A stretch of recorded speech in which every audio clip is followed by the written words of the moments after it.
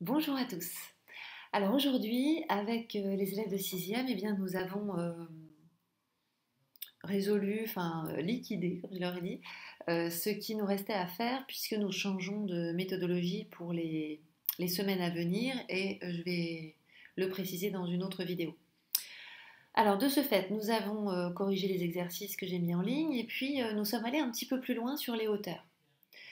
La première chose, c'est que nous avons réfléchi à comment on calcule l'aire d'un triangle. J'ai tracé un triangle et j'ai mesuré les longueurs des côtés et les mesures des hauteurs qui sont afférentes à ces côtés. En faisant ça, je me suis plantée et on s'en est rendu compte et c'est ça qui est intéressant. Au début, j'ai mis ici 4,9 cm. Alors d'abord, avec les élèves, nous avons réfléchi à quel côté était associé à quelle hauteur, d'où les codes couleurs que vous voyez ici. Comment sait-on qu'un côté, donc une base, est associé à une hauteur déterminée et pas à une autre? Eh bien, on le sait parce que la hauteur et la base, le côté, doivent former un angle droit, doivent être perpendiculaires. Donc du coup, ici, ce côté et cette base, pardon, cette base et cette hauteur vont ensemble, puisque ils sont séquents en angle droit, de façon perpendiculaire. La hauteur violette va avec le côté violet, la hauteur rouge ici va avec le côté rouge. Sur ma figure, j'ai mesuré et puis j'ai demandé aux élèves de calculer l'aire du triangle de toutes les façons possibles. Voilà, tout ce qui leur venait. Et en fait, les uns et les autres ont choisi des bases différentes. Donc très naturellement, ils m'ont proposé des calculs différents.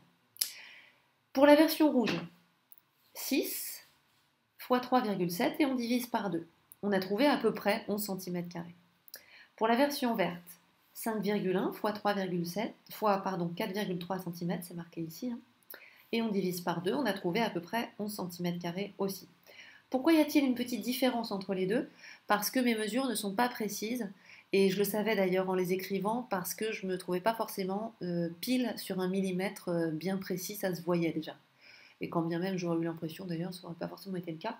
Donc c'est pour ça qu'on a une petite amplitude. Et quand on a fait le troisième calcul avec la version violette, j'avais mis 4,9, donc on a calculé 4,9 fois 5 divisé par 2, et on a trouvé à ce moment-là 12,25 cm². Et en fait, moi, mon objectif, il était de montrer aux élèves qu'on peut calculer l'aire d'un triangle de 3 façons possibles et qu'évidemment, on va trouver le même résultat. Et bim, je me suis plantée, et du coup, on n'a pas trouvé le même résultat. Mais en fait, c'était super intéressant, même si au départ, c'était une erreur de ma part. Hein. Parce que tout de suite, les élèves m'ont dit, Madame, il y a un problème, ça va pas. Parce que quand on calcule l'aire d'un triangle, vu que c'est le même triangle dont on parle, il doit avoir la même aire. Donc il y a un souci. J'aurais dit oui, effectivement, il y a un souci. Tout de suite, ils m'ont dit le souci, il doit être ici, parce que les deux autres, on trouve à peu près la même chose. Donc on a remesuré, je me suis rendu compte que j'avais mal utilisé ma règle, mal lu les graduations. On n'est pas sur 4,9, mais sur 4,5. Nous avons refait notre calcul, et là, nous avons trouvé 11,25 cm². Ce qui se rapproche déjà quand même beaucoup plus de 11 cm². Donc, conclusion, il faut faire attention quand on mesure avec sa règle. Ensuite, il y a bien 3 façons de calculer l'aire d'un triangle. Pourquoi 3 et pas 2 ou 48? Parce qu'il y a 3 sommets, donc 3 hauteurs, 3 côtés associés, 3 bases associées à chaque hauteur. Donc ici, on a bien 3 façons de calculer l'aire du triangle, et évidemment, on doit obtenir la même chose. Si on est sur une figure qui a été parfaitement mesurée, eh bien, à ce moment-là, on a l'égalité parfaite.